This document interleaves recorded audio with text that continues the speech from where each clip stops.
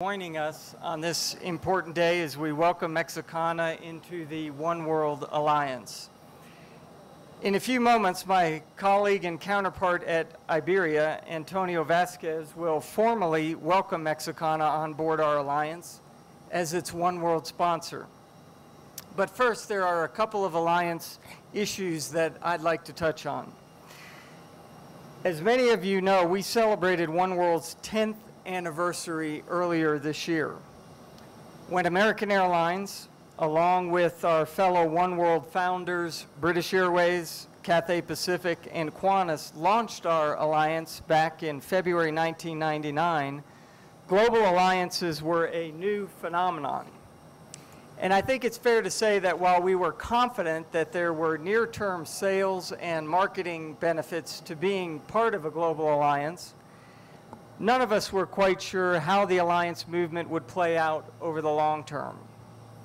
Well, with a decade of experience under our belts and with Iberia, Finnair, LAN, Japan Airlines, Malev, Royal Jordanian, and as of midnight, Mexicana on board, we now have a very clear understanding of how important One World has become to our collective and individual successes. A quick scan of our industry reveals that today the three global alliances account for some 2/3 of the industry's total capacity. Member carriers include all but two of the world's biggest airlines. An ever-growing percentage of interline passenger flows and revenues are directed from one alliance partner to another. Alliances make sense for us because they help us deliver real value to our customers, starting with a truly global network that far exceeds what any one carrier could hope to achieve on its own. Not surprisingly, alliance membership is playing a bigger and bigger role in many travelers' purchase decisions.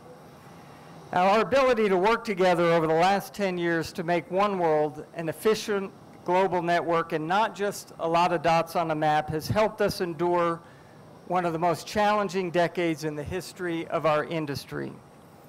The laundry list of challenges we have met and obstacles we've overcome, most recently the H1N1 scare and the global downturn, is well known, I think, to everyone here today. What you might not know is that One World is the only alliance whose members have been able to fly through the turmoil of the last decade while collectively earning a profit.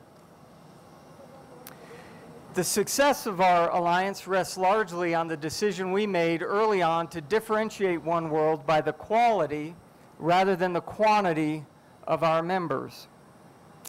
I know all of us at American are proud to be part of a group representing the strongest airline brands in the world. Our focus on quality lets our customers know they can expect a consistent level of service throughout our unmatched global network. Our approach has certainly been affirmed by our customers and also by some of the leading voices in the travel industry. In fact, last night in London, One World was named world's leading airline alliance at the World Travel Awards, described as the Oscars of the travel industry. This makes 7 years in a row that we have won that distinction. We see this recognition as another validation of the approach that we have taken to growth and the importance of having not necessarily the most, but the strongest and best partners. And with that in mind, I'd like to say a few words about our friends at Japan Airlines. The current global economic environment has hit carriers in the Asia-Pacific region even harder than the rest of us. And as its country's and the region's biggest airline, Japan Airlines has been right in the eye of the storm. The media have been speculating extensively on JAL's prospects and on its alliance strategy. So let me be very clear on behalf of my colleagues in One World. JAL is a highly valued member of the One World Alliance.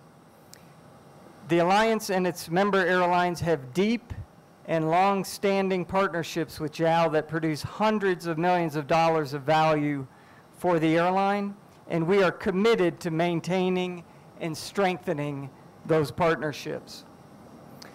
We are convinced that we can deliver the most meaningful alliance value to JAL by a wide margin, and without any of the regulatory risk a change in alliance strategy would mean for them, not to mention the financial costs JAL would incur if it changed alliances at such a critical phase in its restructuring.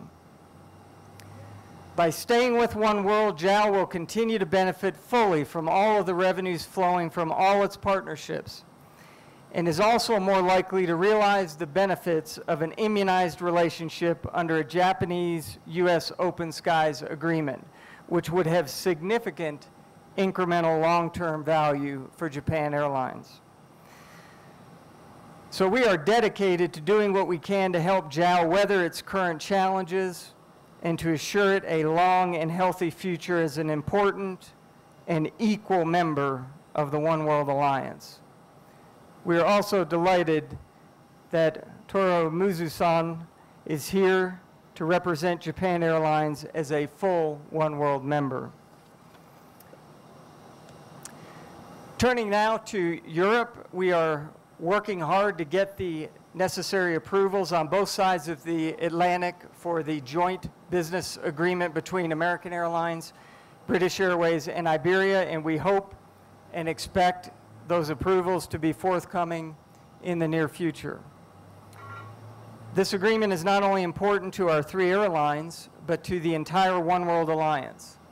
It is important that oneworld have the ability to compete on an equal footing with other alliances that already have enjoyed broad antitrust immunity across the Atlantic for years.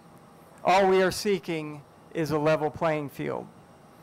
We are optimistic that we will get it, and of course we are also very optimistic and excited about the addition of Mexicana to our oneworld roster. I want to reiterate that we are and we will remain very selective about which airlines we regard as potential recruits.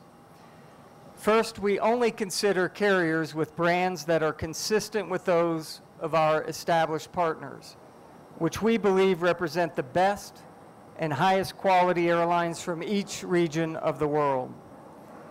Second, we are only interested in working with airlines who share our commitment to safety, customer service, and profitability. Third, in looking at potential recruits, we look for ways to expand our network rather than simply duplicating what existing members already offer. When you think about this part of the world, American Airlines is the leading airline between North and Latin America. Iberia is the leading carrier between Europe and Latin America. In LAN, we have South America's leading airline and the only carrier from this region that is today a member of any of the global alliance groupings. And now we are delighted to add Mexico's leading airline to the mix. Next year, we'll add Russia's leading domestic carrier, S7 Airlines, to our lineup. Further afield, there are other strategic regions of the world where we believe we could benefit from new members. These include mainland China, India, and Brazil, among others. But as I have said, we will continue to be selective and only add new carriers when we're convinced it's in the best interest of our member airlines, and most of all, our customers to do so. Mexicana certainly fits the bill.